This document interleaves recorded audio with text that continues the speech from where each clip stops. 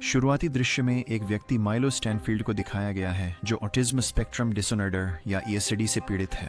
उसे new Jersey की एक सड़क पर खड़े हुए देखा जाता है, पास की फूलों की दुकान में एक महिला पर नजर रखते हुए। इसी बीच वह अपने आसपास हो रही घटनाओं के समय से संबंधित कुछ जटिल गणनाएं करता हुआ भी प्रतीत होता है। माइलो एक यात्री बस, एक गड्ढा, एक सड़क कलाकार और तेजी से चल रहे साइकिल चालक का आगमन नोट करता है। इन अवलोकनों के बाद वह सड़क पार करता है और एक गड्ढे के पास एक मेल बॉक्स के ऊपर रणनीतिक रूप से एक पेन रखता है। जल्द ही उसकी योजना अनुसार चेन रिएक्शन होता है। एक टैक्सी गड्ढे पर से गुजरती है, पेन पर पानी छिड़कती है जिससे वह जमीन पर गिर जाता है। यह सड़क कलाकार का ध्यान आकर्षित करता है जो फिर आगे चलकर पेन को उठाने के लिए जाता है। उसी समय तेज रफ्तार साइकिल चालक कलाकार से टकरा जाता है जिससे वह मेल बॉक्स से टकराकर पास के फल के स्टैंड पर गिर जाता है। सड़क में अफरा तफरी मच जाती है जिससे हर किसी का ध्यान भटक जाता है, यहाँ तक कि बस ड्राइवर का भी। इसके परिणाम स्वरूप वह ट्रैफिक लाइट के लाल होने और सड़क क्रॉस करती एक ही महिला को हिट कर देता है जिससे उसकी मौके पर ही मौत हो जाती है।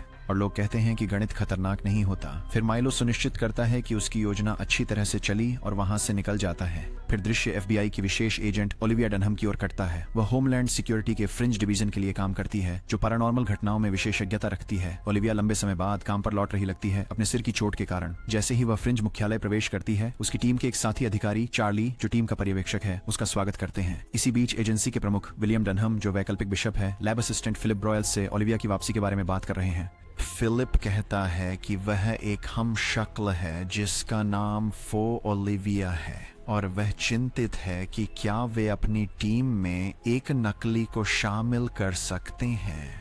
यहाँ खुलासा होता है कि कार्यालय में मौजूद ओलिविया असली नहीं है, वह वास्तव में एक धोखेबाज है जिसे असली की जगह पूरा करने के लिए लाया गया है। वॉल्टरनेट फिर इस ब्रह्मांड में फो ओलिविया को बनाए रखने की अपनी प्रेरणा और असली ओलिविया की यादों का प्रत्यारोपण करने की बात बताते हैं।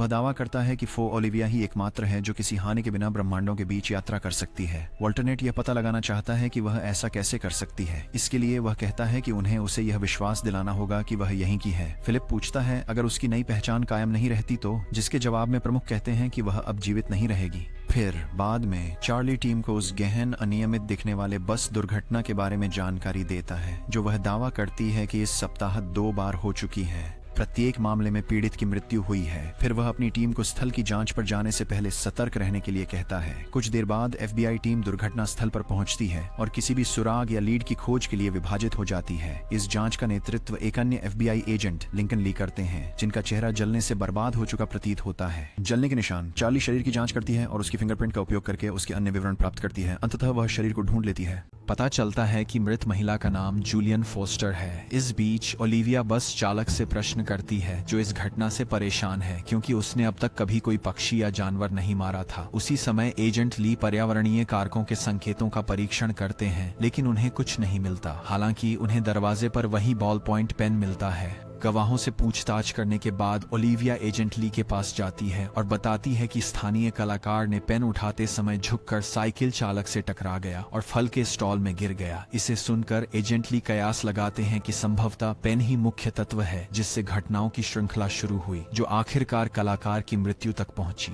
पीड़ित की मौत के अगले दिन फ्रिंज मुख्यालय में एजेंट ली और चार्ली 2 दिनों में हुई बस दुर्घटनाओं के बीच संबंध खोजने की कोशिश कर रहे हैं। एजेंट ली पहले दुर्घटना की तस्वीर में वही बॉल पॉइंट पेन देखते हैं जिससे उन्हें पक्का विश्वास हो जाता है कि किसी ने इन घटनाओं की श्रृंखला को जानबूझकर अंजाम दिया है। इसके बाद वे फ्रिंज एजेंसी के एक गणितज्ञ एडम से मिलने जाते हैं। हालांकि वह दावा करती है कि कोई इंसान ऐसी घटनाओं की श्रृंखला को इतनी बार करने और अपने पक्ष में मोड़ने की क्षमता नहीं रखता। उनकी बहस के बीच एक और समान बस दुर्घटना घटित होती है जो एस्ट्रिड को आघात में छोड़ देती है।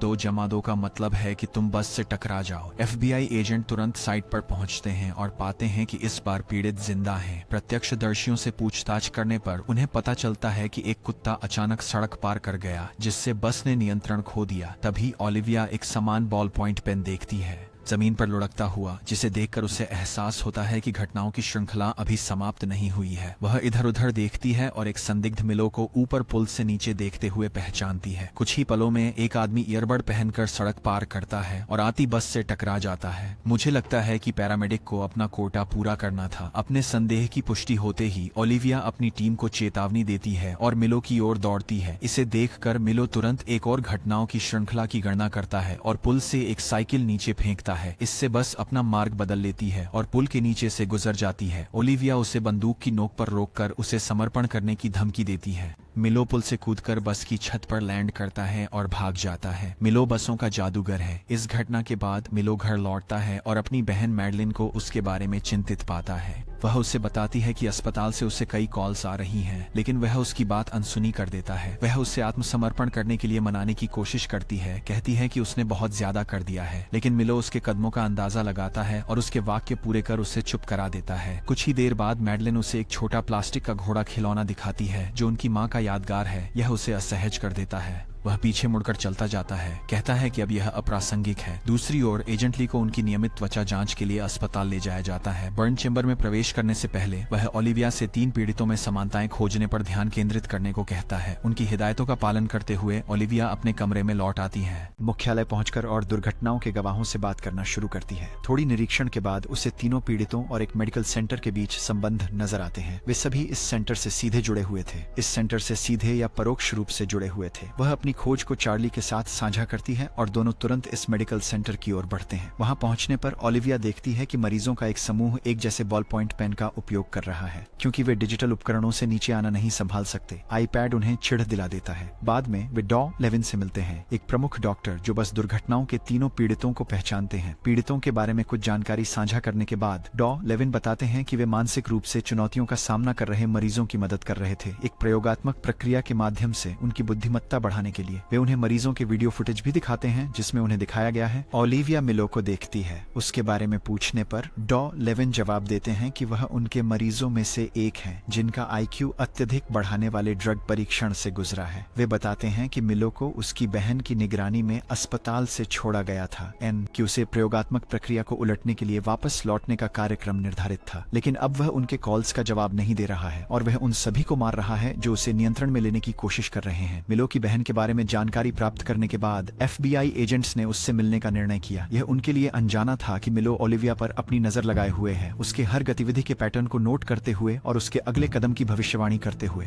बाद में चार्ली और ओलिविया मिलो के घर पहुंचते हैं जहां उनकी मुलाकात मेडेलिन से होती है। वे उससे मिलो के बारे में पूछते हैं, लेकिन वह अनजान होने का दावा करती है। जब उन्हें लगता है कि वह कुछ छुपा रही है तो एजेंट्स उसे उसके द्वारा किए गए अपराधों के बारे में और यह कितनी खतरनाक बात है कि उसे खुला घूमने दिया जाए बताते हैं। जबकि चार्ली मिलो के कमरे की जांच के लिए जाता है, ओलिविया अपनी मृत बहन के बारे में बात करती है, यह बताते हुए कि वे एक दूसरे की परवाह कैसे करते थे। यह मेडेलिन को और ज्यादा जानकारी साझा करने के लिए सुकून देता है। वह यह भी बताती है कि मिलो घटनाओं के नतीजों को छोटे से छोटे विवरण तक भविष्यवाणी कर सकता है और वह मिलो की ध्यान भंग कर सकती है केवल उसी समय जब उसे खिलौना घोड़ा दिखाया जाए। जब भी वह बुल्सी को देखता है उसे गुस्सा आ जाता है। ओलिविया अंततः उसे जो कुछ भी जानकारी है उसे प्रकट करने के लिए राजी कर लेती है, इस बात पर जोर देकर कि वे नागरिकों की सुरक्षा की भी चिंता कर रहे हैं, साथ ही मिलो की भी। मेडेलिन उसे एक नोट सौंपती है जिसमें मिलो के होटल का स्थान लिखा होता है। इसके बाद ओलिविया और चार्ली एस्ट्रिड के साथ मिलकर मिलो को पकड़ने की योजना बनाते हैं। हालांकि उन्हें जल्द ही एहसास होता है कि कोई भी योजना बेकार होगी क्योंकि वह उनके हर कदम की भविष्यवाणी कर सकता है। परिणाम स्वरूप वे पेशेवर सैनिकों के बिना सीधे होटल जाने का चयन करते हैं। मुझे नहीं पता कि वह कैसे मदद करेगा, लेकिन वे सबसे अच्छा जानते हैं। इसी दौरान मिलो को उसके होटल के कमरे में देखा जाता है। वह खिड़की से बाहर देखते हुए आने वाले मिनटों में होने वाली घटनाओं की कल्पना कर रहा है। अपनी क्षमता से वह भविष्यवाणी करता है कि ओलिविया और चार्ली जल्द ही पहुंचेंगे और वह उनका पीछा करेगा। वह यह भी गणना करता है कि वह ओलिविया को कीचड़ के गड्ढे की ओर ले जाकर मार सकता है। निर्माण स्थल जहां हवा बहुत पतली है और उसे सीमेंट की ईंटों के बोझ के नीचे दबा रही है। जैसा उसने भविष्यवाणी की थी, 2 FBI एजेंट होटल में आते हैं और ऐसे डेक पर मिलो का इंतजार करते हुए पाते हैं। फिर वह निर्माण की ओर भागता है जबकि हवा बहुत पतली है और उसे सीमेंट की ईंटों के बोझ के नीचे दबा रही है। एजेंट्स उसका पीछा कर रहे हैं। ओलिविया, जो पतले हवा वाले क्षेत्र के चेतावनी संकेतों से अनजान है, रेस्पिरेटर पहनने के बजाय तेजी से दौड़ती है। इससे मिलो की गणना गलत हो जाती है। उसे नहीं लगा था कि वह इतनी बेवकूफ होगी। इसके अलावा वह सीमेंटेड ईंटों के ढेर को भी चकमा देती है जिसे मिलो ने सोचा था कि उससे कुचल जाएगी। खलनायक चौंक जाता है जब उसकी गणना गलत साबित होती है और अंततः वह ओलिविया के हाथों पकड़ा जाता है। इस समय ओलिविया लगभग सांस नहीं ले पाती है क्योंकि वहाँ ऑक्सीजन की कमी है, लेकिन शुक्र है कि चार्ली समय पर आ जाता है और उसे एक सांस लेने वाले उपकरण से मदद करता है। इन घटनाओं के बाद चार्ली ओलिविया से पूछता है कि उसने रेस्पिरेटर क्यों नहीं पहना, जिस पर वह जवाब देती है कि उसने चेतावनी समझी ही नहीं। संकेत। बाद में ओलिविया मेडेलिन को अस्पताल ले जाती है, जहाँ मिलो को एक सुपर कंप्यूटर के साथ इंटरेक्ट करते हुए देखा जाता है। डॉक्टर के अनुसार मिलो के दिमाग में IQ बढ़ाने वाली दवा 2 साल से है,